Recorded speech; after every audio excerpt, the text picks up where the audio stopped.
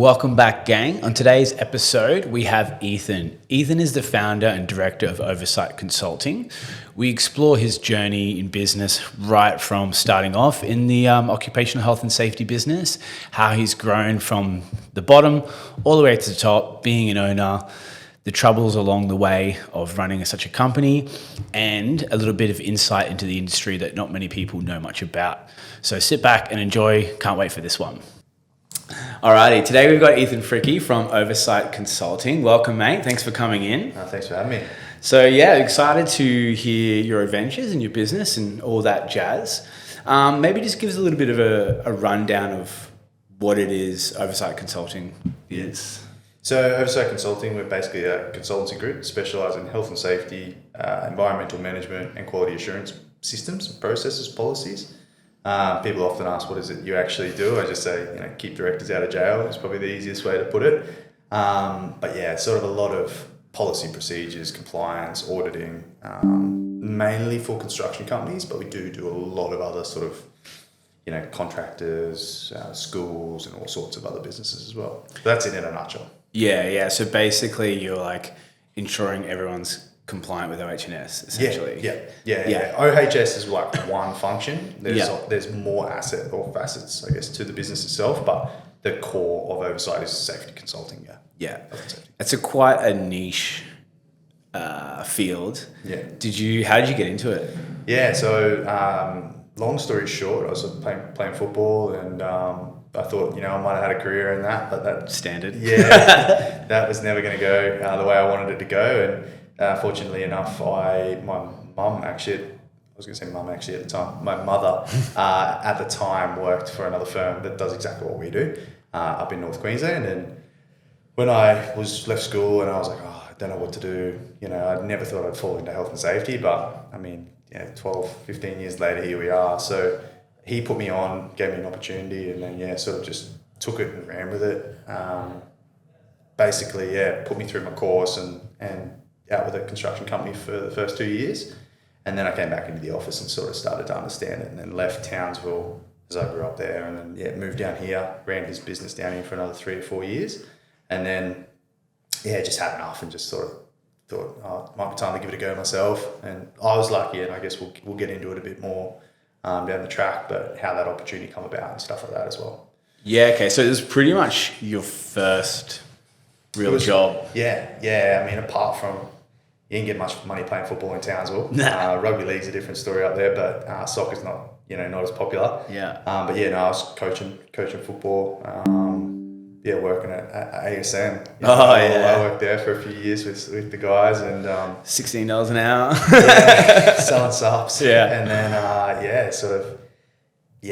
still did that on the side for a number of years, and then like I said, it just all got a little bit too much, and I was like, I'm going to leave Townsville anyway, so moved down to Brizzy and chased football again down here and got back into it seriously, and then decided in, I think 2018 we launched Oversight.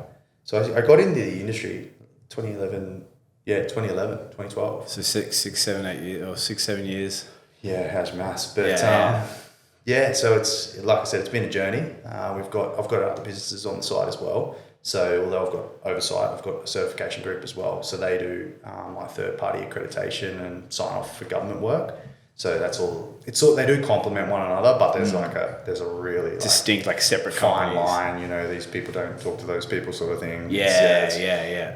As much as everyone thinks it's somewhat unethical, it's all above board. So do you need certs to do what you do? Do you be certified?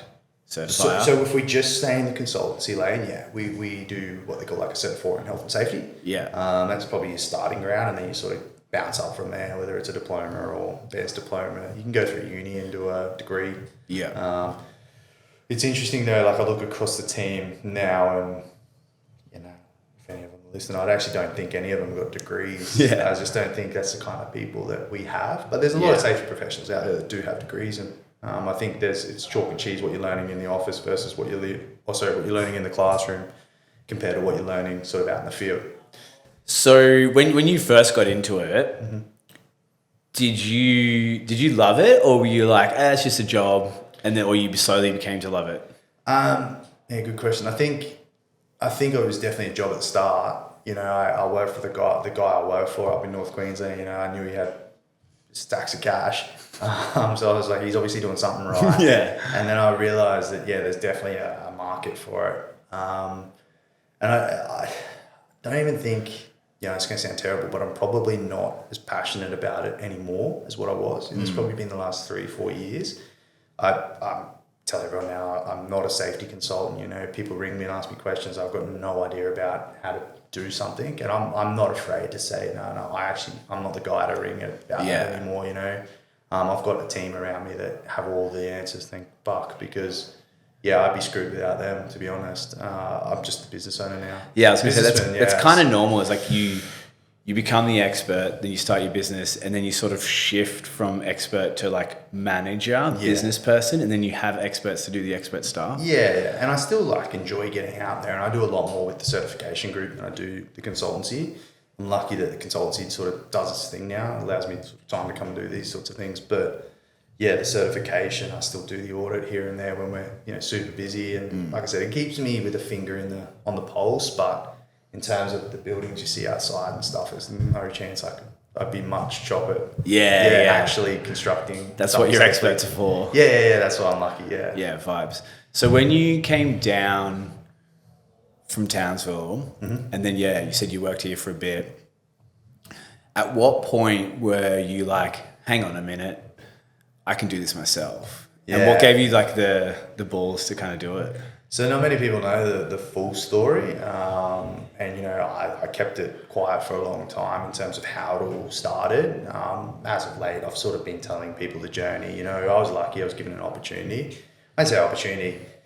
A friend of mine that was a prior colleague in the industry and that sort of thing, he sort of said to me, you probably want to start to look at doing this stuff yourself. You've got the right attitude. He's an entrepreneur himself, serial pest when it comes to entrepreneurship, that sort of thing. He's got all sorts of businesses, but he just said to me one day, he's like, dude, you need to go do this for yourself.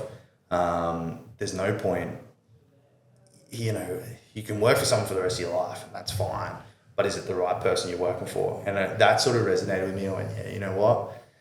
I think for me, I was lucky at the time. I was 23, 24, so I was still quite young. I had no responsibility. I didn't have a mortgage. I didn't have a missus. I didn't have kids. I didn't have anything. I was chasing a football still. So for me, I was like, well, if I don't do it now, I'm never going to do it. And I do see that now with, other consultants that are out there and wanting to start their own businesses, but there's that sort of that worry that, what if I don't get a client, or what if I don't get paid? And it's like, they panic. So I guess, I was lucky with an opportunity that sort of, I got the push I needed at the time. I was probably a little bit naive, and I was a little bit... You're 23. Yeah, it's arrogant of me. But I was like, I'll just give it a crack, and if it all turns to shit, then... Start again. Yeah, I've got nothing to lose. So, and, people ask me all the time, like, was it the right move? Fucking oath it was. Would I'll tell you what, I'd be in all sorts of trouble if I didn't have a business. I don't think I could work for someone again. That's the other issue now. Like if I had to go and actually, essentially I do have Oversight Consulting for the purposes of this has got about, 400 plus clients. So I feel like I've got 400 bosses, but I don't report into just one. No, a client's different to a boss. But you still feel like you've got to answer to someone. And I think, it's interesting when you think about it. The guy that helped me actually, he funded, when I say he funded, he gave me the capital, but he sort of gave me my first contract and said, listen, just manage my stuff, go for it. Like, I don't care how often I see you, I'll pay you this amount of money and you just manage my stuff when I need it. So it was literally when he snaps his fingers, I need dance to be monkey. there. Thankfully, he was really well organized, and we didn't spend a whole lot of time there. And the way that the business was set up, he basically owned 90%. I only had 10%. The intention for him was just to help me, but he needed some guarantee that he was going to get something out of it at the end. But again, the guy's, it's not his first rodeo. It's not his first rodeo, but he's probably by now he's a millionaire. But I'm thinking like whatever the next one up from the millionaire. He's tens of millions. His net worth's huge, so he doesn't live here anymore. But he's still a great friend, and we keep in touch quite a bit. But He's in tech and whatnot now. But where I was going was it was never about the money for him. So for him, it was just, I just want to see you. I think that's what he got the satisfaction out. And we talk once a week at the moment, still. So we're still mates. But after that first year, I realized that this is and he actually said to me, if you don't do something quick based on the numbers you're doing, you need to buy me out soon, because otherwise it's going to cost you a fortune. Yeah. And that's what sort of happened. I delayed it. So the first year I bought back might have been 80-20. So I flipped the script sort of thing. And then you were 80? Yeah. Oh, so right. that Big change. First year did that, got that done. And then I was like, all right, so how that 20% took me another 4 years to buy out, because we only did it it was probably 2 years ago now, but the amount of, and the whole business valuation thing is wild. Like when you actually get numbers back from accountants and all these people that put dollars on businesses, it's madness to think because I didn't think it was worth what it was, right? And the number comes back and you go, fuck off. Yeah. Or find me someone that's willing to pay that. Yeah. I'll take the 5 million right now. Yeah. So you're paying back this 20% on that. And it's like, cool, no problems. I'm so lucky that I have that really good relationship with him where he's like, man, you just pay when you can. Like, I'm not worried about it. And the initial bit, him getting ahead of it and saying, bro, buy me out now for X, because it's going to cost you 20 times more next year. That's what I mean, man. Like I sit down and I know that I was essentially kissed on the dick with that. Yeah. So he was more like a mentor than a business partner. He is, yeah, absolutely, yeah. And to have someone, I've always been, I was thinking about things last night, and I've always been one of those people that like shit just happens, right? So for me, there's no point in worrying. Like my dad always taught me, don't worry about things outside of your control. And I think that was one thing. It's like everything happens for a reason. You can only control so much. Like I guess that's my philosophy in terms of like how you have to be now, because you can't impress everyone. No. You get to these stages, it's like, fuck, I can't impress 400 people plus the 10 consultants plus all these people that are reporting in. It's just like, you're never going to make everyone happy. No. So, yeah. Yeah, it's tough. Every now and then I'm definitely the same. I try to do the controllables. Yeah. But sometimes like when you get in a situation, you just got to give up. Spin out and you go, hang on. Yeah. I can't do that. Let's just do this. Yeah. And just try and get it back to a point where it's like, okay, well, yeah, I can control that. So worry about that. But I'm not going to control, what old mate's doing outside. If he wants to go rogue and do, jump off the side of the building, then I can't control that. You know what I mean? But it's a safety aspect. So from they do tie. Of course, you choose that example. Yeah. But you get where I'm going. Yeah. You get cancellations and things like that, and it's just like, the weather that we've had recently. People just think like, I got a phone call this morning. It's like, oh, can you come to our project? It's like, or can you send someone out here? We got shut down or whatever. The workplace health and safety shut us down. Can you send someone out? It's like, man, I don't have people just sitting in the office. Everyone's booked out for the next month, and like obviously this month's a short month as well. So it's crazy at the moment, man. Like all these projects you see around Newstead and stuff. Like we're again grateful that we're on the majority of them, but it is difficult to staff and resource and keep on top of. That's the challenge when you. I guess it's a challenge at any point, because when you first start out, it's just you. And then obviously you get busy, like, oh, when do I bring someone on? Because I need to afford 2 salaries now. The first one's always the hardest. That's what I found. And like so many people have told me that. And I've just told so many small businesses, the first one's your hardest one. How did you decide it was time? Yeah, so I was again lucky.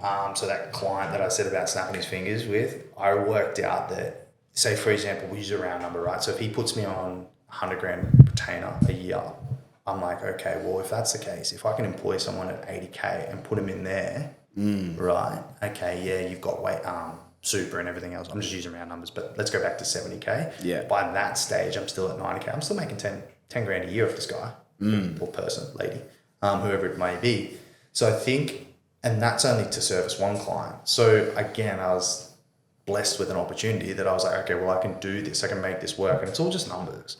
It's like developers and builders, right? It's just like, okay, if I buy this block of dirt, I give all of these 6 unit owners, $1 million each for their apartments, knock it down, there's a $6 million land. So I think, once you work out the numbers and, another mentor told me one time, you just need to understand your numbers and how much your business costs to run on a day-to-day. And then once you understand that, you're like, fuck, okay, that actually makes sense.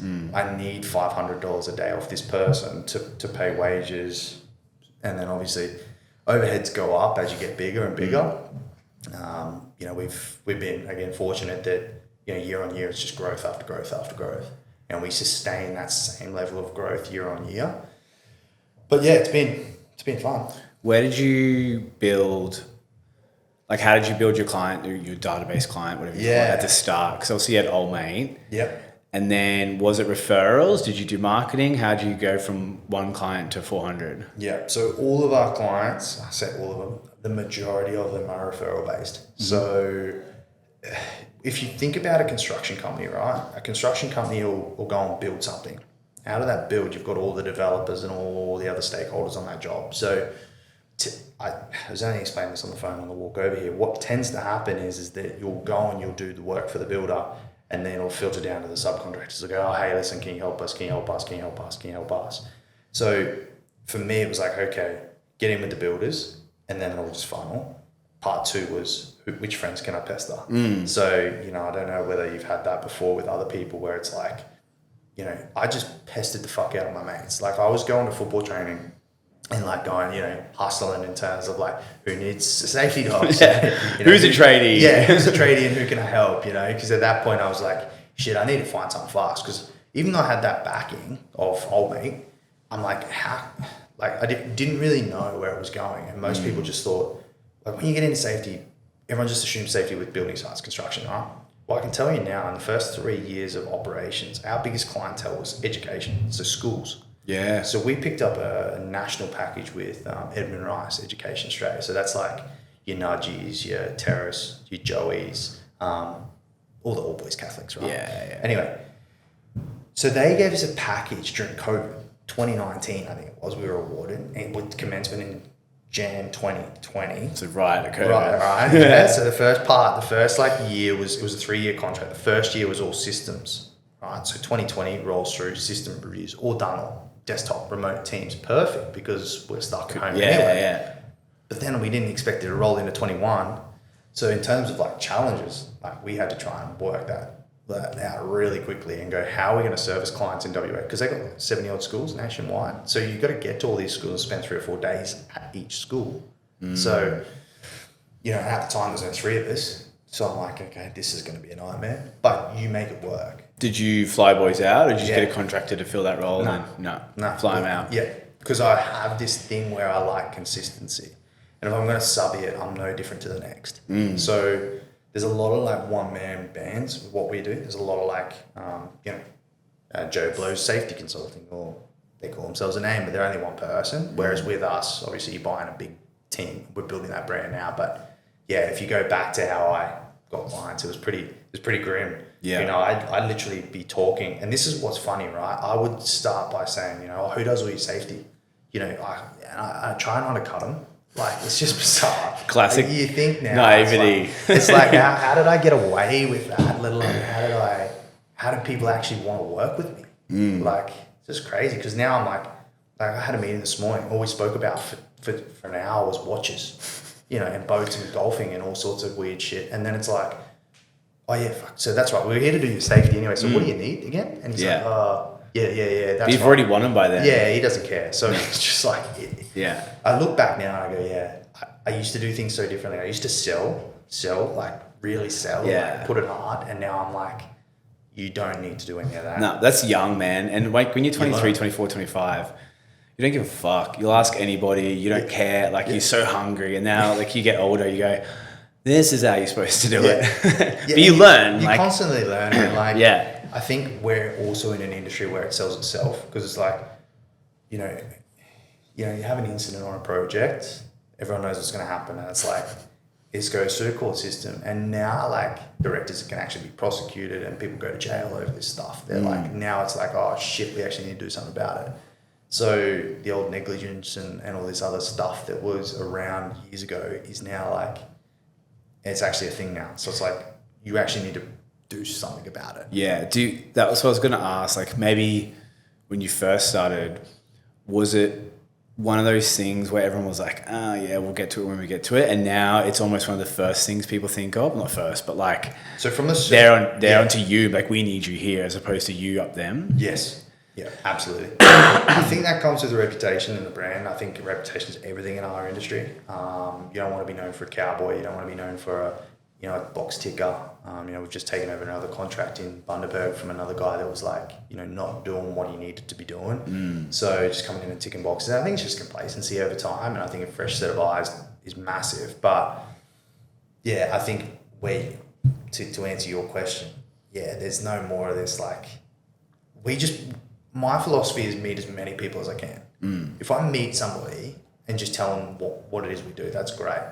Cool. I'm not going to follow up. Like my phone rings like 24/7 now, right? So again, we're in a good space where I don't actually have to, like I haven't made a cold call since 2019. Yeah. 2020, you know what I mean? It's a good spot to be in. It's great. And I do like, I've obviously listened to some of your other podcasts and, you hear other speakers like cold calling and like hustling for work. And it's like, man, I was, again, blessed that I didn't have to do any of that. I think I got a different personality as well, where it's like, I can just talk to anyone. I talk to that brick wall. Like, I spend so much time away. I think that's probably one of the nastier parts of the job is like constantly working away. We got contracts all over the country. And so it's like, you're often not home. I think that's one thing. You get a lot of time to yourself to sort of go, okay, well, what am I going to do today? What am I going to do tomorrow? And then I get a lot more done when I'm away than I'm home. Yeah, there's nothing else to do. Yeah. So, but yeah, no, very lucky in that regard. Haven't really. And then, like I said, it just all filters through, right? So you go and do a job for, I don't know, Jimmy's concreting business, and then he goes and talks to his neighbour who's got a, electrical company. Then you're doing them. And then I think the other thing is that it's coming to an age group now where, so in the UK, I worked out, right, because I just spent a bit of time over there as well. I've worked out over there, everyone wants to work for the big business. So it's like a stature thing. It's like a prestige. Like, if I work for a Woolworths over there, I'm one of the best status. Because I work for the bigger company. Whereas here, everyone just wants to be contract ABN. So everyone just wants to work on wages. They'll send you an invoice at the end of every week and they want you to pay it the next day. Whereas where it's different markets. And obviously, we're trying to do a little bit more in the UK. I've lost my train of thought where I was going with that whole conversation. But, yeah, I think I was talking about the referral model, like how it all... Yeah, you basically haven't made a cold call in ages. Yeah, so but like you'll do one... Like, so we do a bunch of new client posts on LinkedIn, right? So we do a little job with, I don't know, Mum's electrical, Joey's electrical business, right? We do that post, tag Joey's electrical business, but then all his followers see it, right? So then his competitor sees it and goes, oh, we want to do that if they're doing that. So then all of a sudden, like the electrical one is a perfect example. We picked up, I think it was Energy Pro, 2 streets over, right? They did a long-term client. We picked up Energy Pro, did that post, and then it's like, because they got so many followers and whatever else, it's just like funneled. When Energy Pro, Electrac, Electric Avenue, GMB Energy, it just went, and they all said the same thing. Oh, we saw that you're working with MI Electrics. We saw you working with this client, this client. And it's like, yeah, we do all that shit, yeah. And they're like, oh, well, can you do our stuff? Yeah, well, then we got to sit down and work out what that looks like, what you want, like. Yeah. So, do you think, because you're in an industry where, like, sure, like you have competitors, but people have to have one, like you or one of your competitors, whereas like in gyms, no one has to go to the gym. Yeah. But like you have to have OH&S or you have to have compliance or whatever you want to call it. It's interesting because I think the whole industry is still learning. Like even, coffee shops are supposed to have safety. We're all bound by the same safety act and regulation. So again, you start talking to people and it's like, I got to walk down those stairs. It's like, yeah, I understand. Big red flag. Yeah, huge. But like even your fire extinguishers, your emergency lighting that we can see, like that is all safety stuff, right? So there's an element of building corporate safety, but then there's also the project and operational. So what do you actually do in the field? And that's what I mean. We work all sorts of walks of life. We've got a client that does inseminations for like cattle. Oh yeah. Yeah. So like all sorts of stuff. Like that's so random. Yeah. To trying to think like stuff in the NDIS space. There's like so many clients that need different things. And that's I think you're right. I think most people do go internal. So I think once they get to about 20, on average 25 people, they might go internally. So they'll actually employ someone in-house to manage the safety. Yeah. Or they'll give someone the safety hat and go, oh, well, you've done the course now, you do it. So there's that, but there's also the clients that, I think there's this expectation as well. It's like, oh, well, we pay a consultant, it's their problem.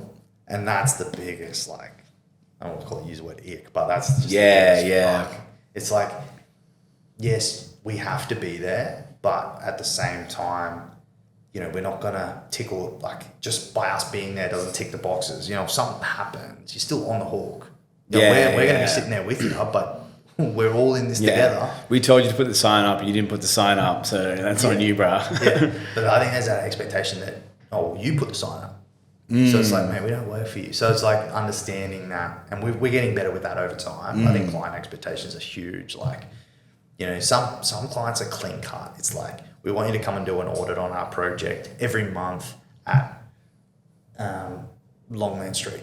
Okay, cool. So that project's going to run from Jan to December. We're going to go once a month. We're going to go on between the 15th and 16th and 17th every month. It's going to be the same auditor, the same criteria. It doesn't change. Clean cut. Day rate. And then you've got other clients that want, oh, this and then that. It's like when you build a house, right? We're doing fit out now. And it's like, I'm in there and I'm looking at it, I'm like, all right, could you just knock that wall out while you're here? Oh, can you throw another downlight in there? Oh, can you move that aircon down? And it's that was me doing the gym fit out. You're like, what? This is, and then you get the bill and you go, oh, fuck, I knew I shouldn't have told him to do all that. But you can't really say anything, right? Have you ever had clients, I think it was asking later, but clients that like push back? So you go in and do an audit and you're like, here's what you need to do. And they go, no, we don't do that bit and that bit. We just do this bit. Do you get that much, or are they all kind of respectful of? I think there's that fear factor of like, well, once it's in a document, because there's so much litigation and court, once it's in a document, I have to do something about it. So I tell people, if you actually don't want to like do anything about it, if you're not actually genuinely interested and you're just don't call me just out. don't even do it. You're better off not, like, because if I've given you a bit of paper that says, oh, you need to fix all these things, and you don't do it, and then something happens, you're in it. You're going to look worse than me coming in there and doing anything. But I think the industry is changing. You know, like, go back when I first started, it was completely different. I want to say there was like a split on, let's say, 95% of clients just there ticking a box to the 5% that actually want to do it properly. I think that's probably down at 60-40 in favor of actually doing it properly. People that care. I think most businesses actually, again, it's the fear factor, you know, so there's a death on site or fatality, and it's like, oh shit, and the panic stations hit, and it's then everyone talking to one another. So obviously Newstead New Farm's a tight little Tenerife's tight little area, its own little bubble. It's bubble. So then I've got, you know, all the builders talking about one incident. All of a sudden, my phone's going off the hook, going, "Oh, hey, mate, can we get compliant? They're all trying to cover their ass before it happens. And I'm always grateful for the work. Obviously, never turned away. But there's just a process to go through, and it's like, so often it sucks that something like that has to happen to get to where we get to. But I'm a realist too. I cut so many corners in the early days of business where I'm like, I look back now and I go, fuck, I should have just spent the money extra at the start and got it done properly, because then you're not redoing shit. That's the thing. I think from a business perspective, surrounding yourself with other business people it's just so helpful. Like, you know, I don't want to call it a clique, but you find your other people very similar where you can bounce. And I just ring people all the time when I'm in the car driving from one side to the next. I'll call them and say, I've got this issue, or, you know, just stuff that you keep internal. There's stuff you can talk about from a business perspective that other business owners, you know, have either faced or challenged, and then you find out all of a sudden there's a bigger network out there. So if you need HR, we've got someone. If you need accountants, we've got someone. You start to have all these friends, like the guys at the gym joke, like, Ethan's got a friend for everything. Ethan pretty much does have a friend for everything these days, because it's such a connected world in terms of what we do and professional services. And I think, it's interesting. Yeah, it's the beauty of networking. Yeah. And the beauty of like that old cliche of like, you are the company you keep. So it's like, if you hang around other business owners, you learn from them. You let them make the mistake. They learn from your mistakes and vice versa. And I 100% agree. And you can, there's so much to learn. I think that old generation, that's what I was going to say before. So that older generation is very shut off in terms of secrets. Gatekeeping. I don't want people knowing about our business. And it's like, man, I tell people everything about our business. Not because I think my way was the right way, but if I can help someone else learn, there's that much work out there for everyone. I don't know why we're all trying to undercut one another. It's like, no, we can't do it for that. Simple. Yeah. Use a one-man band. Like, they don't have the vehicles, they don't have the offices, they don't have the insurance. Our insurance bill is massive. You know what I mean? They spend 6 figures on a fit out. What do you need insurance for? To cover your ass? So we got obviously public liability. Professional indemnity is huge because obviously the advice and technical guidance that we're giving clients, you know, it has to be right. If, God forbid, touch wood, if that was wrong, that was where. What kind of, I don't know if you can. So say for example. I know what it is, but like what kind of number, like for the gym, I think ours is like 10 million. It's pretty standard. We got 20. Gyms. Yeah, okay. Yeah, it's huge. And it's only because one client in particular needs that level of coverage, and that client we'd never want to lose. So we have to, they indirectly fund it anyway. So yeah. You know, on the big job sites, like let's say Queen's Wharf, that's a monster site. Would they get someone you to do it, or do they have their own in-house stuff? So that, again, comes back to like, they call it a principal contractor, right? So a principal contractor is the builder. So I think it was Multiplex on that. I can't remember. There was like 50 million tenders for it. Yeah, there was a bunch of like packages and stuff like that. And like we didn't do anything on it. We worked with a bunch of contractors that work on it, but I think from the head down, it was like the builder would have had 4 or 5, if not more, probably 10 to 12 safety people. Just on such a big job. Internal. And then they would be getting audited by the government, federal, state, whoever it might be. Plus then they've probably got relationships with their consultants already. So it's a lot of consultants sort of have ties with builders existingly. So that is probably one thing from someone new trying to come into the industry. You know, you're not just going to come in and just start working with a Hutchies or a big business, because they've got their ties with their people, you know. So they've been doing it for years. And I think although it's healthy to try and get some competition, you can't just shoot for the moon. Like, you know, you know, when I first started, I was like, I want to work with this big company. It's like, the bigger the company, sometimes bigger the headache. Not all of them. You're better There's more problems. Or can be more problems. Payment terms, like, you know. It's always 90 days for the big boys. Minimum. Some are 120.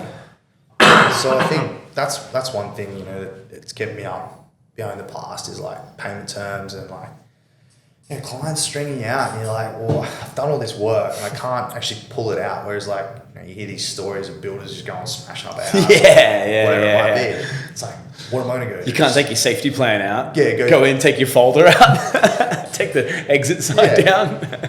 See what I mean? So you're caught in this rock and a hard place and you're just hoping that you're going to be paid. And then obviously with all the builders and construction people that are going under at the minute, like we've just seen another, you know, monster go down. And it's like, shit, that was lucky we didn't do anything with them. But it's like, how many have gone recently that potentially, and again, I actually love working with small businesses. Like I just think it's such a niche market in its own.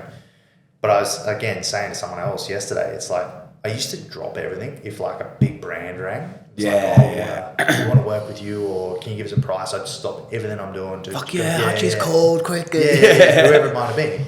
Whereas now I'm like, man, are you just chasing a price, or are you like just second guessing against, chasing a price or comparing us to someone else, and you've already got to win it? Because I don't really have the time. I got shit to do. Yeah. With the most respect. And that's the beauty of being busy. Yeah. Is you can kind of go, what do you want, man? Like you say it better. I'd be like, what do you want, man? Like I got shit to do. Yeah. But when you're new and you'll take any lead and you're like, I'll come out. So I got one story where it was like, no secrets, Queensland Airport Limited, right? Big publicly listed company. They own, I think Gold Coast, Townsville, a few other airports. So they rang me for a price. And they're like, we want a full-time safety person in Townsville. And I'm thinking, fuck, I've got a full-time safety person in Townsville on the books. Like currently working with another client, that job's about to finish. I can put him straight there. Yeah. Perfect, right? Because it was QAL, I went, you know what? I'll price this accordingly. So I went in dirt cheap. Like I'm talking to the point, like our normal rate sits anywhere from say $1,000 to about $2,000 a day, depending on the level of consultant.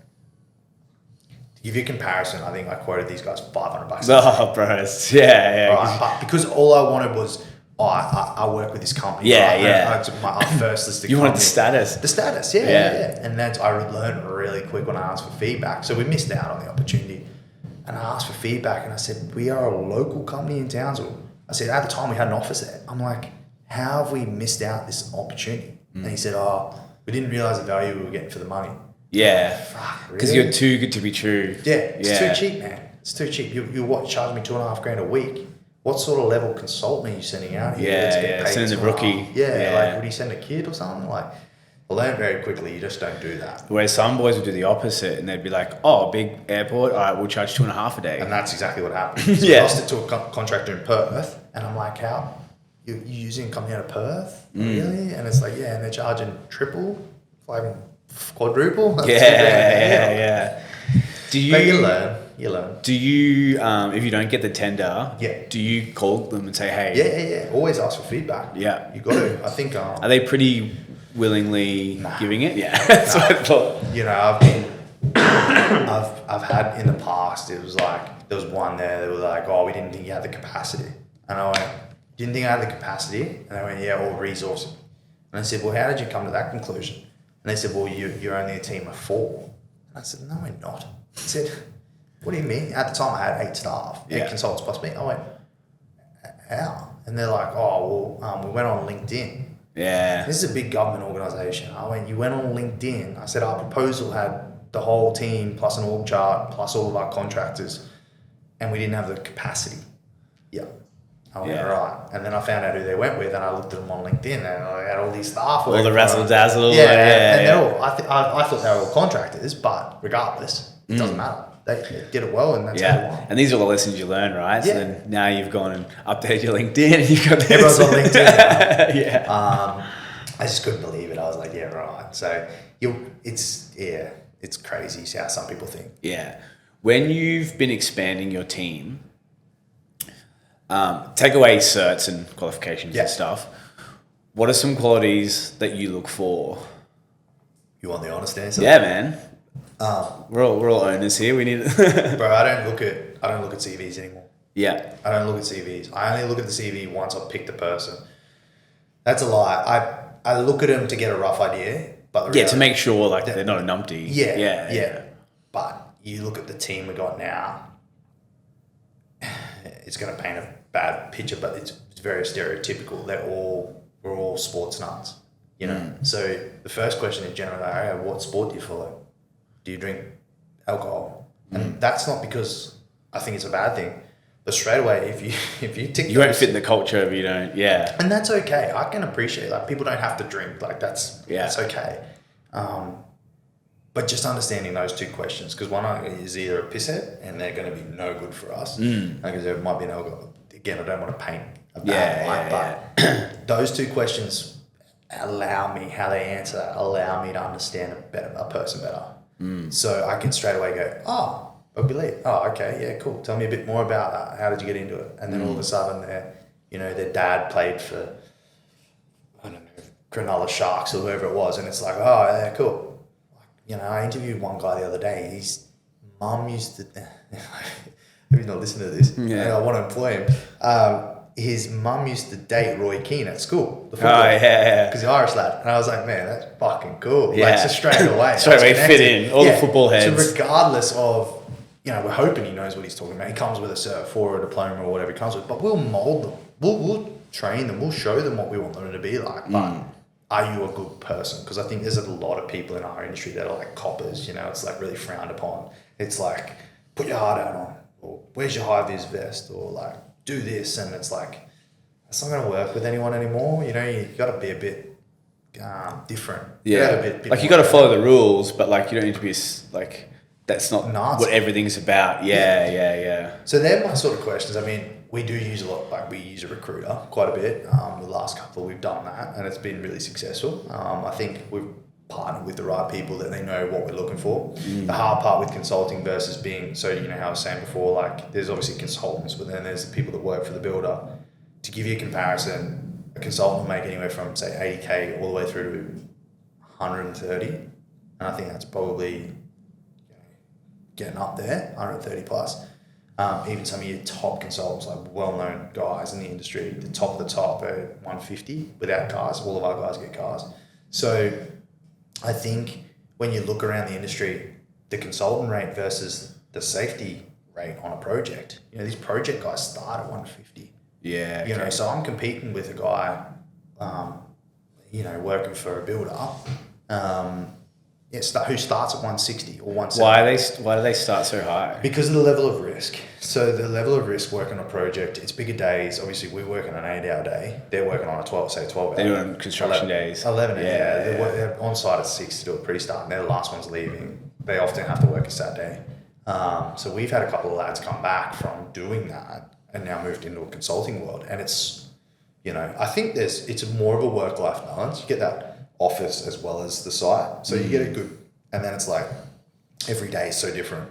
So it's like one day I'm with this builder, tomorrow I'm with a welding company, Wednesday I'm with a transport company, Thursday I'm with a school, and Friday I'll be on a big project on the Gold Coast. Yeah. You know what I mean? So it's that split of and the variation, I think, which is very cool, which is I think what attracts a lot of people. Plus our culture internally, like something we've worked really hard at. And I think we brought the right people in to be able to build that culture where we have a beer now, we're about to fit out this new office, put the pool table in, yeah, PlayStation dartboard. That leads back into your original two questions of do you like sport and do you drink? Because it's like, well, everyone here kind of likes sport. So like, you come in on a Monday or Friday morning, did you watch the Champions League? Did you watch this? Did you do that? It's just constantly running like the Fox Sports channel news. It's like it's constantly on in the office, and it's like, it's cool because obviously, at different stages throughout the year, the guys will get right into basketball and it's not like the office isn't always full because they're out on projects, but I try and get them all back in on Friday so we can all go for lunch. So, often on a Friday they've got the basketball, the baseball's on, or the Champions League highlights or the Formula One. There's always something on, which is really cool. But I guess coming back to it, I think the drinking question is probably not as important as the sport question, but it just allows you to understand, okay, that's cool, because we got people that work for us that don't drink alcohol. They still get on really well with everyone. As long as they're okay with everyone else, like, because they say like, no, I hate drinking, I hate people who drink, and I like, you're like, okay, you're probably not going to be a right fit. And I think it's so important to try and find the right people. And look, if they want a little bit extra money, then do what needs to be done, because culture is everything. We've seen it now for the last 3 years. We've really tried hard. We've brought the right people in. And now it's like an environment where we laugh and we joke, fuck, I took them all to Bali last year for Christmas party. I'm going to do that for as long as I can, because I don't think I'll be able to do that if we keep when growing. You get bigger. Because it's like, okay, well, if we're at 10 now, I can't imagine taking 20 to Bali. Trying to control them all. 200K for a fucking Christmas party. But it's not even that expensive. It's more the risk around someone coming off a scooter or someone drinking. Bali belly. So there's a level of, safety consultants in Bali. But I think when we look to hire someone, it's really about, what do you do outside of work as opposed to what's your work-life balance like? Because we'll pick that up based on the CV, and I will have got through that before, but in terms of qualification, I don't really think it's not a big thing for me. Yeah, you can teach all that. Like someone can come to you with no certs, and like go to your certs, and then we'll teach you along the way. And learning on the job's so much more efficient. I've tried to lure younger generation, because no one comes out straight out of school going, I'm going to get into safety. No way. It's all older guys or girls that have been on the tools for years and then sort of flogged their bodies out enough to go, I can't bend over anymore, so I'm going to go do safety.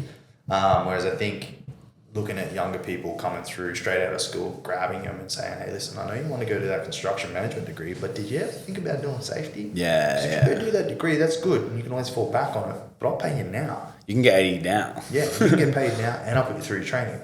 So we've done that twice now, and it's been really successful. Those two lads are still with me. And that's the only way to do it. Have you ever made a bad hire? Yeah. What? Plenty. Early doors, what did you learn? Like what? Like so did you go? I fucked up because X. I think I used to employ based on who was available. I was just take anyone. Because you needed it. I needed it. Yeah, I've been there before. But I also look at like just the bits of paper and go, oh fuck, okay, so this guy's got a degree in safety. He must be really smart. And then I'd employ him and I work out. I didn't. I said this to someone the other day. I never used to like hanging out with my team. Like, I know it sounds terrible, but I didn't like them. Yeah, like, it means you had the wrong team. Like, I couldn't care. It sounds terrible, but I really did not care much about them outside of work. You know, I wouldn't ask them how they're going, but did I genuinely care? Yeah. Again, sounds terrible. Now, I'm genuinely invested in them. I think, I can't answer that with what I did wrong. I just think I looked at the bit of paper too hard, and I was very, like, needy in terms of, I need you. Like, what's this going to take? Yeah. You know, what can I get for that money? I've learned that you don't cut corners on salaries. You know, if someone wants 10 grand more, just do it. And you always come back. You know, I think you can always go, well, this isn't working for me. You either take this or you finish up. You know, your probation periods. That's what that's all for. Yeah, it's definitely something that mostly the bigger companies, I find the smaller companies have learned this. When someone's good, they're worth the extra 20. Yeah, and then because you spend 20K training the next new person anyway. Yeah. So what's the point? And like I see all these stats around what people cost, like to depart a business, and you're like, that's just forking out money. Like you better. And the recruiter takes their cut. Yeah. They're not cheap. What's the point? Man? Yeah. That's why I think it is so important that if you know they're not the right fit, get rid of them. You know, again, with the most respect. It's always tough to do, but sometimes you got to do it. Life's too short. So one thing like we're super proud of is our staff retention, right? So in terms of staff retention, I don't know how they actually work the percentage out, but everyone we employed 3 years ago, we still have today. All right.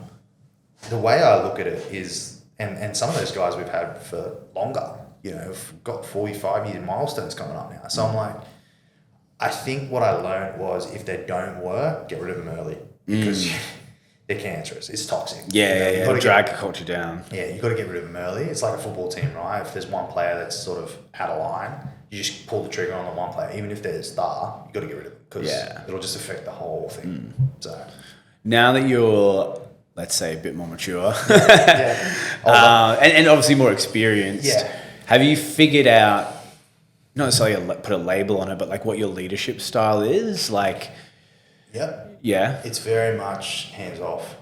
Off? Yeah, I can't be. My philosophy again is always to be.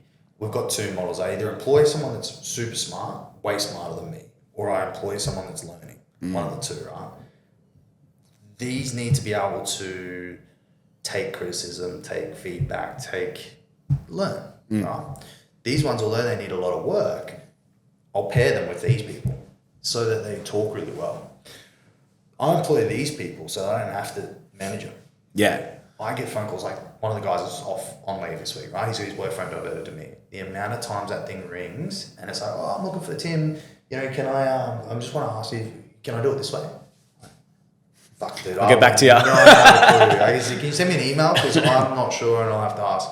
People think I'm a dumbass and I'm like, mate, I just have no idea on safety. You know, I got understanding, but I'm not the guru. Like, I am more of a business owner now. Yeah. I won't risk my business on the answer. That's right. So I think, I think leadership style wise, it's very hands off. We're lucky. A lot of our stuff works back in it's like a block of time, right? So you're either selling a half a day, a full day, or a package. So, pardon me. So for a package, say, you want to write a new safety plan. We go, okay, that'll be 3 days. So we quoted at 3 days. And then I just book 3 days for that consultant. Now, if that consultant gets it done in 1 day, kudos to him. Take 2 days off. I really don't care. Because time's allocated. And I think that you've already been paid for that allocated block. I'm not interested in flogging my team because for me, I go, that's the give and take. Because there's going to be weeks where you make a mistake and that 3 day job's going to take 5 days and you're going to be trying to get that done over a weekend for me. So take it when you can. And I have to constantly push back and the guys will be saying, oh, you ain't even doing anything today. No, man, go chill. Play golf, do something with your family. I don't really care. So from a management style, it's hard too, right? I'm 30. You know, I've got guys that are older, you know, same age as my mum and dad, you know, and I've got to tell them what to do or how to do something. It's sometimes not. Do they? Maybe not. Yeah, as I say, do they push back a little bit? Maybe not now because they've been there for a while, but at the start. Not even at the start. Like again, I'm really lucky with the guys I got now. Different go back with your old team. Go back 4 years, fucking oath. Yeah. It was constantly like, oh, what the fuck do you know? Like, and you would have been 26 then as well, so even worse. Yeah, it's a nightmare. But now, so good. Like the guys will buy in. I often am the one asking them the questions, and I just manage. I just put time in. Go right. I'm the salesman now in terms of the funnel. It comes in through me. I allocate the time, scope it, go and do the job, allocate it. And it's like, okay, they're your client. You manage them now. And then what you'll often see is you'll go and do a package of work for someone, and they'll be like, oh, actually, and then while you're there, they'll go, oh, can you do that? A bit like me, Reno, and the office, right? Yeah. So it's like, all right, I can do it for you, but just not today. I'll book another day in and we'll come back. Yeah, cool. Book it in next month. All of a sudden, you'll start to see this like pattern, and what will happen is they'll book 1 day a month, right? Yeah. It's consistent. So when I talk about like what we do, people that know the industry, right? The typical safety consultant goes in, either does audits or writes management systems. We do a lot of audits, don't do much management systems. We do maybe 1 a month at best, whereas most consultants would do 5 or 6 if they were busy. We do secondment. So it's it's almost a labour hire, right? So for a business that can't afford a full-time safety person, if I put someone in there on, call it $1,000 a day, right? A consultant, you can have access to a safety professional 1 day a month for 12 grand a year. All of a sudden they go, oh, well, he can do all of our audits, safety meetings, inspections. He can maintain everything. Instead of paying one person 90K. Or more. Yeah. The average the average safety person now is on 100 plus. 130. So it's like, so you're already saving 80K. It's actually not a bad model. Yeah. And then they start to weigh it up, and then you can see the clogs going in the head. It's like, so if I even have 2 days, that's 24 grand a year. Yeah. They go, oh, that's actually really smart.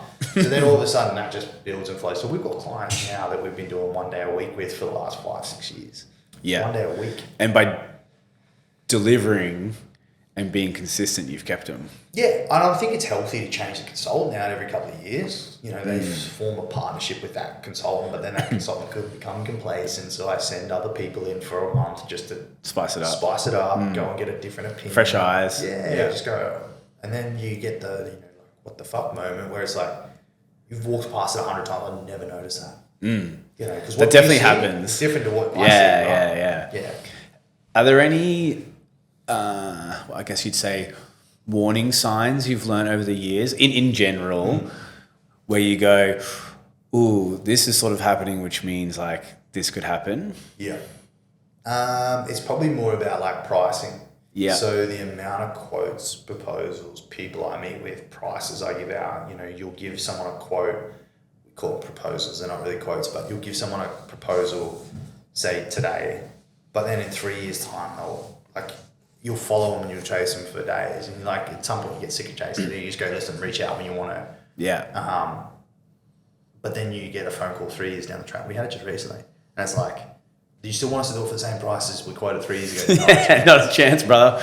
But the heard of inflation? Yeah. The problem is often you'll give everyone your fees, and like I said, now we're at a point where it's like, here's our rates. Let us know if you want to move forward, and we'll scope something out together, because I don't have time to go and put together a proposal for you. And we're lucky again, we've got an admin team to do that. But I'm like, there's our rates. If it looks good, let me know. We'll book something in, or we'll scope it together, and we'll give you some approximate ideas on dates or timelines. But yeah, I think warning signs, not so much. Just client staff that are unhappy is probably the biggest one. Yeah. It's not necessarily outward facing, it's inward facing in our line of work anyway. Because again, we don't sell a product, we sell a service. So if they're not happy with the service, I often get a phone call, and I'm lucky, I just swap consultants. Put that consultant, because there'll be another consultant somewhere else, and I'll just swap them. Yeah. And then all of a sudden it's just a personality clash. I was going to say, is that not because the consultants should their job? It's there's a bit of a clash from... Yeah. You often get that, and not everyone gets along. Yeah. And that's what I think I said earlier. You can't impress everyone. No. Fuck no. Yeah. Besides, obviously EBITDA, profit margin, what are some things you look at in your business that you see as success factors? For instance, staff retention. Yeah, that's huge for us, staff retention. I had For us, it's just been the year on year. I mean, it all comes back to numbers. Yeah. To work on the team that we've got, to have that same crew for the last 4 years now, to survive the offers coming in from clients. Like, clients are trying to poach our guys all the time. For them to stay true to us, the loyalty. It's fucking hard. Apart from, it's a good place to be. And I know it's probably cliche coming from me, but, you get anyone and you ask anyone, it's like, well, you haven't left. Yeah, you got offered double the salary and you didn't leave. That's where the culture comes back into play. So for me, like, that's one thing I'm super proud of. But it's always numbers. You just want to see year-on-year growth, right? You don't want to ever go backwards. So for us, I do go hard, but I'll need a break. I checked out a little bit recently where I'm like, I need to go and get away. You can't be full throttle all the time. No, I'm learning that. Quick. Because I feel like that's where the mistakes come in. So like for every year I say I'm busy. And it's like, I thought I was busy this time last year. That couldn't have been. And then you learn what busy is. Couldn't have been further from the truth. It's no, I'm actually busy. And I know that this time next year I'll be busier again, but I'll think that I'm too busy. And then obviously you got family that comes into that. It's only going to get harder. So it's like, well, what do I need to do now? So that's where my head's at. So like the future looks like, okay, what do I need to do to be able to step back a bit when I have that family? That was my next question, was like, what's your vision around like scaling the business or selling or like, Yeah, I have thought about it. Obviously there's whispers all the time. This person's buying this person, that person's buying this person. It's all private equity. But I think for us, we don't really look at that. I don't look at it. I just go, well, it is what it is. If you get a phone call one day, then cool. But until there's something concrete, you don't really worry about it. You just keep grinding and just keep going. I think long term, I've always said I don't want to be the guy that sits at the top. I actually don't. I haven't fallen out of love with the business, but I've fallen out of love with the safety consulting aspect. So I can't sit there and tell you how to rewrite your policies and procedures. Like, I just can't do it. Like, I've got no drive. But my team and the guys that do that are so passionate about it, and that's why they're the better people for that. In terms of me stepping away, there will come a time where I have to either choose the consultancy group or the certification company. I don't think I'll be able to run both. Like, for context, I think we only started that certification group 12 months ago. It's got 70 clients. Now that's year on year. So it's already ready to be you in there full time. Yeah. So every year there's an audit. Boom. Now that audit may go for one day. That audit may go for 2 weeks, depending on the size of the client. It's all based on staff numbers, and complexity and standards and a few other bits and pieces. But for us, it's like, okay, well, we got 70 clients. So we had 50 last year. We bring on another 20 this year. Now we got 70. Bring on another 30 the following year. That's 100 clients getting audited every year. It's 100 audit plans, 100 audit reports, 100 invoices, 100. You know what I mean? So it's like there's actually quite a lot of work in that's that. A couple of days per company, and that's a whole year done. And I thought last year I was busy, but it was like I probably I don't know. It's really weird. I think there'll come a time where I need to choose. I think the consultancies at a point where I could probably step out of it now a little bit more and start to let some of the guys take a bit more ownership. In terms of the buyout piece, I think it's harder for younger people nowadays coming through to actually have that capital. It's hard as fuck. Especially people are struggling. Your valuation, what it would be now. Yeah, exactly. No 25-year-olds buying that out. So that's the hard part. So I'm like, well, they're struggling to get a mortgage or, have deposits. You're going to show off with $1 million to try and buy a percentage of this business or whatever it is. So I don't know how that looks on paper. There's actually some really cool businesses around that are like looking at profit margin splits with so they own a percentage and you split the company up a different way, which I think is very cool. So you have like this, I don't know how they explain it, like an employee ownership fund. And then based on how many years you've been there, depends on how much percentage of the fund you get. So that fund might be like 5% of the company's profits, right? 10%. Call it 10% of the company's profits goes into this employee fund. And then what will happen is that over the staff will take, if there's 10 staff, your senior consultant might get, 2% of that, or your senior consultants get 2%, and then your junior consultants get 1%, whatever it might be. But it's like a way for them to have ownership and stake in the business. Because the harder they work, the bigger that bucket is. Yeah. And then the bigger the bucket is, the more money in their hand. Which is how we used to do it, but it just got so hard and difficult to like actually pay these people. Like, because say for example, we used to do this split where they take, it was like 40-40-20. So that was my rule. So 40% to the business. 4-4-2. Yeah. 40% to the business, 40% to you, and 20% for overheads, right? That's how I mapped it out. The problem is that like you want to pay these guys quarterly, right? So I want to pay these bonuses quarterly to the team, because if you leave it too long, 12 monthly, it's too big. It's too big, and people forget about it, right? And that keeps them constantly entertained. So what we did was we used to pay half of it at March. Like, so say we pay half in March, and then we keep the other half of the bonus. So if these guys are getting 10 grand, round number again, we pay 5 in March, and then they'd have to hit the next month. So it was very strategic around, okay, but you have to hit your targets again next month, right? And then we'll give you, if your next one was 10, then we'll give you another 5, and your slush fund at the end of the year was 10 now. And what you do is you keep stacking that, and then at Christmas time they get a check, right?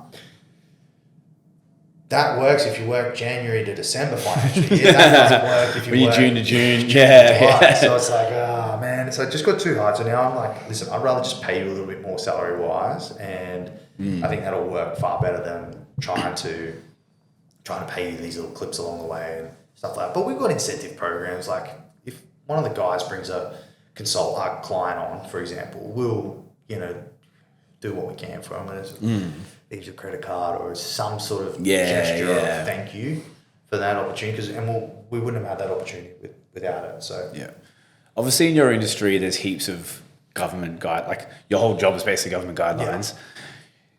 Is it easy to stay on top of it? Like, does the government feed it out and be like, here's the important updates, or do you have to stay on top of it yourself? Again, probably the wrong person. Yeah.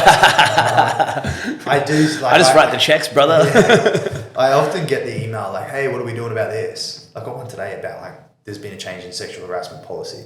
It's like, I would have thought that would come under HR, but no, it's under safety. So I'm like... It definitely belongs under HR. Well, yeah, I would have thought so. But anyway, it's like, okay, what are we doing about it? Well, the fact that we didn't know about it is a worry. Yeah. The fact that I didn't know about it's a worry, right? And I'm openly okay with saying that. And I think there's a real, like your question is like, does the government put it out? They might, but I'm not getting them. Maybe I need to subscribe to that information, because it's often coming from a client that, it's like, oh, what are we doing about this? And what are we doing about that? The big changes, yes, but little things like that it's hard to stay on top of. Downplay it. But stuff, you're like, well, I didn't even know about that. You get these phone calls, well, how are we doing it? The government have their own, there's been a recent one with like hoists on high-rises, the hoists that go up the side, they're not allowed to go to the top anymore. The window cleaner hoist, is that what you mean? Yeah. Materials hoist sort of thing. So it's not allowed to go up to the live formwork deck. Now, the Australian standard changed, but legislation didn't change. So two different things. So they contradict one another. So the builder's going, oh, we can't get it signed off because the engineer won't sign it off. And even if we just use it to go to the top, then we're in breach of the workplace health and safety because we don't have it signed off. But then it requires us to have 2 accesses. One is the hoist and others are the stairs. So it's like, you can't win. They contradict. So they're pretty good at ironing it out very quickly, but it's like, it does take its time. Yeah. With, what's the best way to word this? Like COVID, right? Like summer COVID would have been all right because you can do all your plans and all that sort of stuff not being there. Yeah.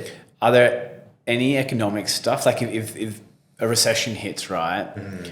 Do you feel that, or are you not too phased because construction kind of still keeps the world going round? Well, it's interesting because like you speak to some people in the construction industry and they're like, everything's quiet. I think that's because of the work they're doing. Like you look at like a lot of the developer builders around here, they're all going gung-ho. It's like no one's stopping. So I guess we're lucky in that we've got a big bucket of clients to sort of go, okay, well, if they're quiet, what can we do? But yeah, it's interesting. Everyone keeps talking about it, but I'm like, they were talking about 2 years ago and it's still gone I still can't find enough staff. Yeah, so yeah. I'm like, does it ever get to a point where it's like that? Yeah, okay. I was too young in 2008. I was still in school, but when the GFC hit, it's like, yeah, I don't actually know. Yeah, to be honest, you haven't hit that yet. Because like obviously, we're not in a recession now, but times are tough. Boutique gyms are the first ones to feel it. Yeah. Like so. Yeah, Or cafes and luxury dining and stuff. Whereas like OH&S is kind of compulsory. I think we'll be right, but I think a lot of people skint out. So a lot of people, when I say skint out, they'll just go, oh, well, we don't actually need that. We'll get that back when we're busy. And I think we leave our clients open to that as well. So it's like, we don't lock them into fixed things like that. We don't go, oh, we're going to be here one day a month now, like you signed a contract. We don't do that. Whereas a lot of other consultants tie people into contracts, so they get really worried about it. Whereas we're a bit more casual about it. Yeah. It's kind of weirdly more trusting in a way when you don't lock people into contracts. That's how I've thought about it and approached it. It's like it's riskier from a business perspective, but then it plays out better in the long run if you do all the other things right. Well, like I just had a meeting before here, right? And I said to her, at the end of the day, just give it a go. If it doesn't work, it doesn't work. You just, you try a different model, or, it's $1,000 in the grand scheme of things. It's really not a lot of money. Just give it a go. And if it works. And so that conversation was prior to the order. The order was yesterday. And I found out, and she's like, buzzing. Let's lock in. Can you come up here 2 days a month? Cool, no worries. Up to Mackay, wherever they are, every once a month, 2 days a month, done. Boom, move on. Yeah. If you could go back, it's easier now, like being experienced, but if you could go back and do it all again, or give me advice if I was in your position back then, what advice would you give? Yeah. Don't sweat the small stuff.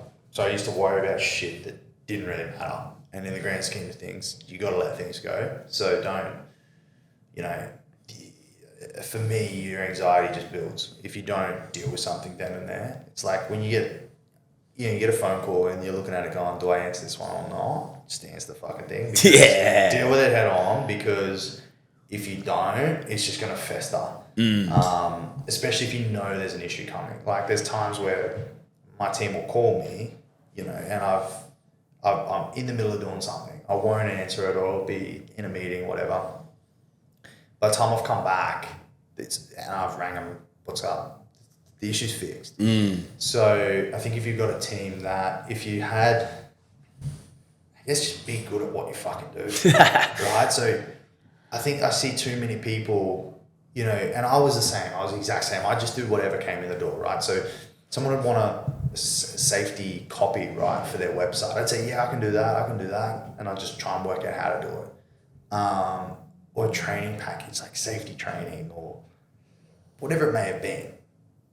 But it wasn't our core business. And now I look back and I go, I could never do that now. Like we get phone calls to do this and it's like, man, we don't do that. Yeah, sorry. Like stay in your lane. Absolutely. Stay in your lane, be really good and just be the best at what you do. So like I said to you before, like we don't do management systems. We do them, but it's not our core business. Our core business is secondment, placement on site, 1 day a week to full time, whatever that looks like, 1 day a month.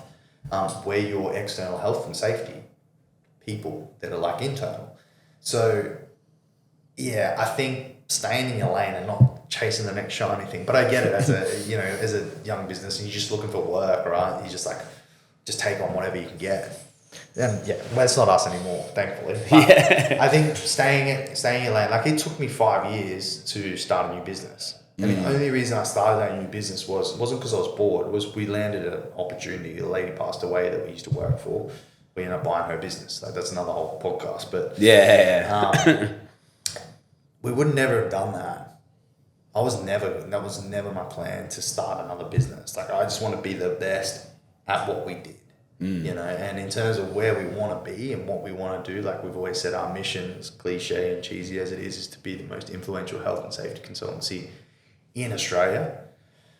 Once we get there, whatever that looks like, we'll go it's a next global step. thing, right? So for us, it's like there is no limit. There's no like end goal. It's very much like we'll just see where it takes us. Yeah, where are we on? Does that sort of tie into what your beliefs are about, like in terms of how to run a business? It's just like pick your lane and do it well. Absolutely. Just whatever you do, just be the best at it. I think, like, you know, if you want to, for example, you know, you want some work done, you want a mechanic, right? You need a mechanic.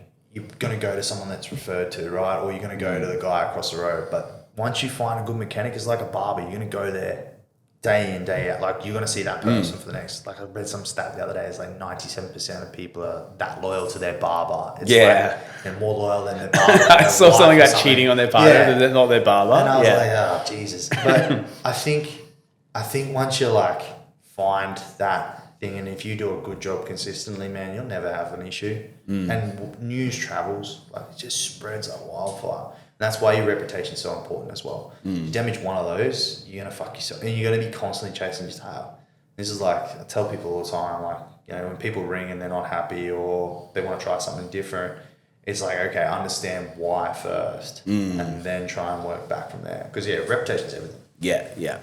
All right, shifting a bit towards, I guess, mental health / you, because the bigger the company gets, sometimes the bigger the problems are.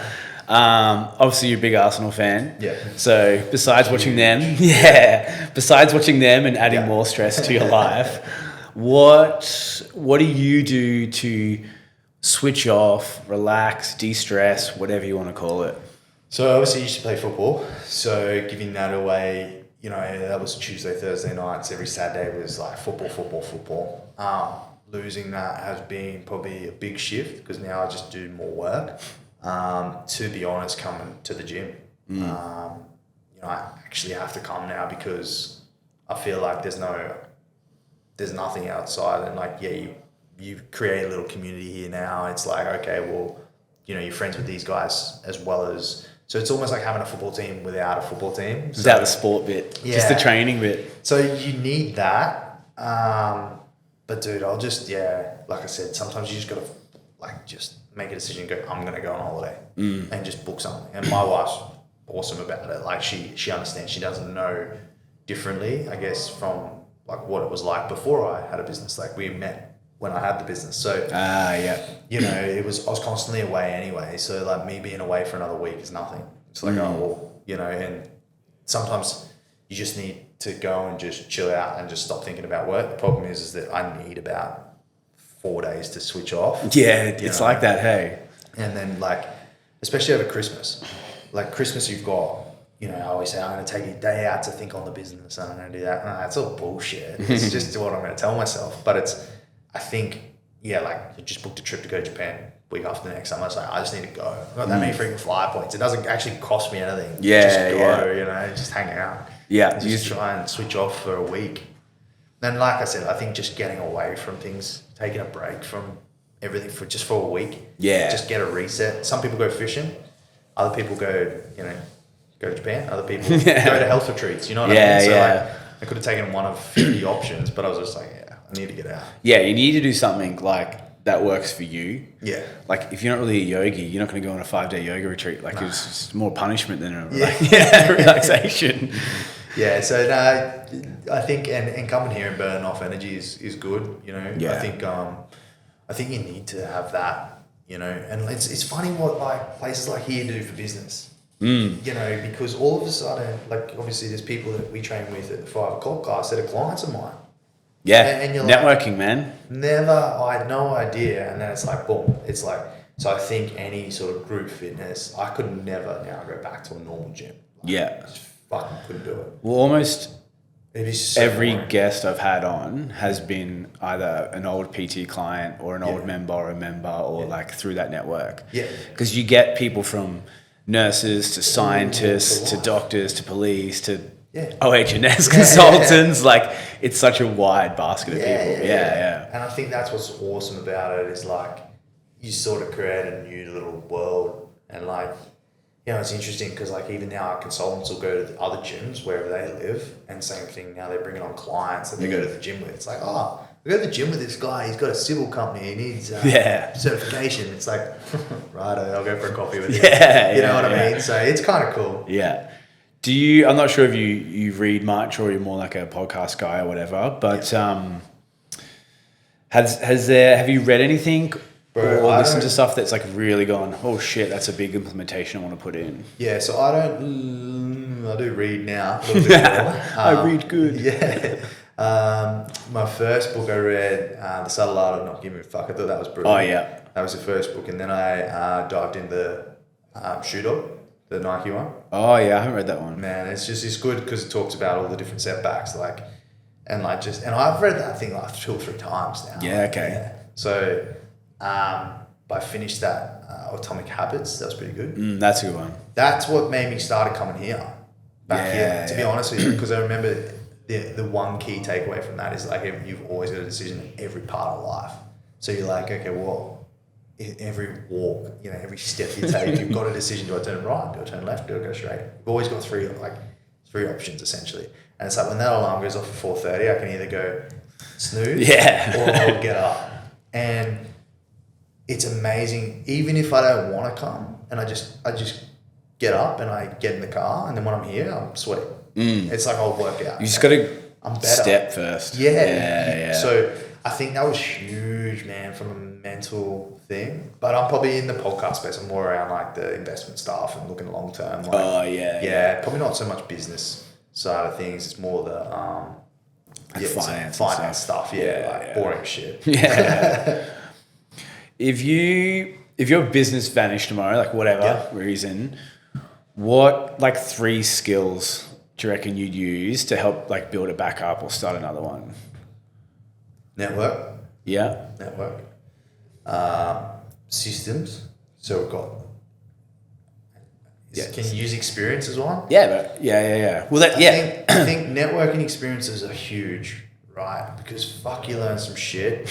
Like every day you're learning, and like what's crazy is that I'll go for a coffee with I'm burnt out. I'll go down to the coffee shop on the corner, and shout out Salt. Yeah, and I'll see. It's always someone there that I know, right? So you got the boys across the road. Someone will be there that and you can just go, "How's your day?" And like you'll get, and then you'll say, "Oh, boy, how's your day?" Shit ass. I got this one client whinging about that, or there's a staff member not happy about this, or got all these issues with this car. Man, someone else has been through it. Yeah, they got the answer for you. They got the answer. It's like, what are you worried about, dude? Like, fuck. It's like, I think having that experience is huge, and the network. Like, your network's everything. Everything. Like, if you're a good person, your network will look after you. Yeah. And sometimes with your network as well, like they've been through that problem before. Yeah. I've got a couple of friends who have companies that astronomically bigger than what I have. Yeah. Tens of millions. And I call them and they sort of like laugh at how pathetic my problem is. Yeah. And I go, yeah, you're right. Yeah, it's really and they go, bro, just do this. You go, oh my God. And it's so obvious to them because their problems are like way over here. Or they've like $1 million problems and you've got like $10,000 problems. So every time, I was again going to sound terrible, but every time I I think it's a crisis, like world's going to end, which I don't have very often. I just remember someone else in the world's always got a lot worse than what we got. Yeah. And that just pulls everything back in perspective. And it was like... First world problems. Sometimes you go, hang on a minute. Fuck, man. That is fine. Like, you've got this problem over here that, world hunger and all, like, it's a bit cliche. But there's like kids starving and you're like, fuck, man. Yeah. You just not worried about my printer bill. Yeah, like, you know what I mean? Like, there's just shit like totally. But I think the credibility thing's the biggest thing to work on. Like, especially if you're in an industry where your reputation is everything. Credibility is so important. Like you gotta grind like a motherfucker for the first, 3-5 years before you can really say anything because you gotta own your stripes. No one's gonna listen to you. Like one of your questions earlier about like how did you get clients? Like I used to think going after the bigger client was the best. It's like big client don't want to talk to you. Who are you? You're just Ethan. You know what I mean? You got a pebble over there. Yeah. Whereas now it's like, no. I've heard about you. Heard you. We see your cars everywhere. It's like, I've got so many cars, whatever. It's like, you guys do all the stuff with X, Y. And I'm like, yeah, fuck, we'll get you to do our shit. Can you give us a quote? And that conversation is so much easier than it's already solved. You've already won the deal. Yeah. Exactly. So it's like, I think that's super important. Credibility. You just want to, again, it comes back to being the best at what you do, right? And I know that I wasn't the best, but I had, in my head, was the best and most effective way to get it done. Right? Yeah. And that's what we want to do, get it done. Well, this is the best way I see it. But you're always learning. Yeah. And like I said, I'm nowhere near the smartest person in the room anymore. Yeah. No way. All right, so we're now on final 3 moments, which is pretty much the same 3 questions I ask everyone. So the first one is like, has there been a specific career highlight for you, like a job that you were sort of proud to work on or anything like that? Probably not so much me, because again, I don't do actually a lot of the work. I love, meeting with clients and whatnot. I think probably the first, okay, it comes back to revenue, but your first million that you, it's like, wow. I did this. Yeah, we did this. Yeah. It's like, most consulting groups never get to that. And to get there in the first, I think it was like 2 years, 3 years, it's just like, wow. And then you're sitting there now, you look at the numbers and you go, fuck.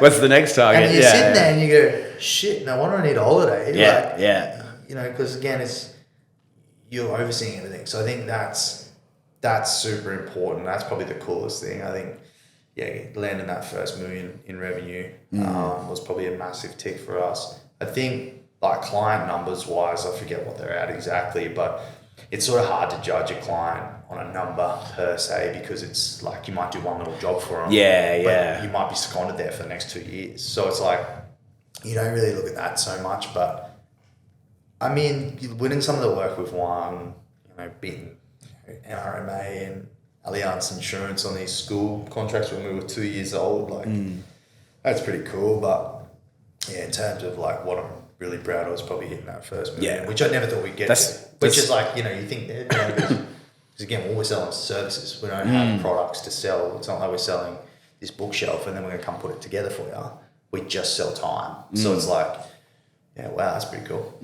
Fuck yeah. And a lot of people doubt, like they look at you and go, like covered in tattoos. Yeah. You dress casual. You drive That's such an car. old thing now. Yeah, it is, man. And like at the end of the day, you're gonna get that, and you need to get out of your head. Brush it off. Yeah, you need to get out of your head that you're not everyone's gonna like you, and that you can't impress absolutely everyone. So you're better off just getting on with it and just going, oh fuck.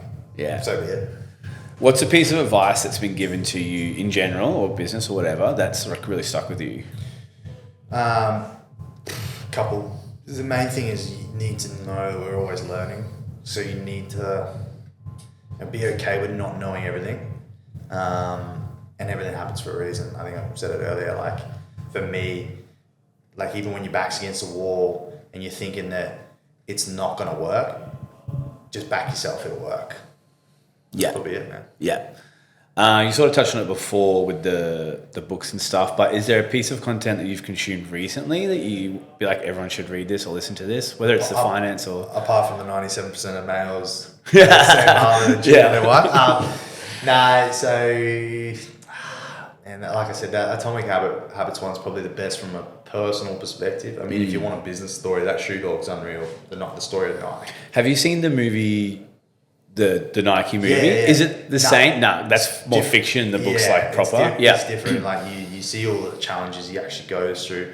A lot of it is capital. A lot of it's like, how's he going to have the money? And then the undercutting from, like, obviously he was with the Tigers, the shoes, the Sarka Tigers. I haven't read it. Well, you know the shoe brand though, the Sarkas or whatever they are? Like Tiger sneakers. Yeah. Anyway, so it goes on about that. But like the Habits one's really good in terms of like, just understanding the self-consciousness of like me wanting to grab this water bottle and have a drink of water, or me wanting to go downstairs and go to the gym, or whatever it might be. It's like you start to understand that you got a decision you can make and just like start to breathe a bit. It's like, okay, even if I go and I just am 1% better, 1% is better than not doing it. Better than staying in bed. For sure.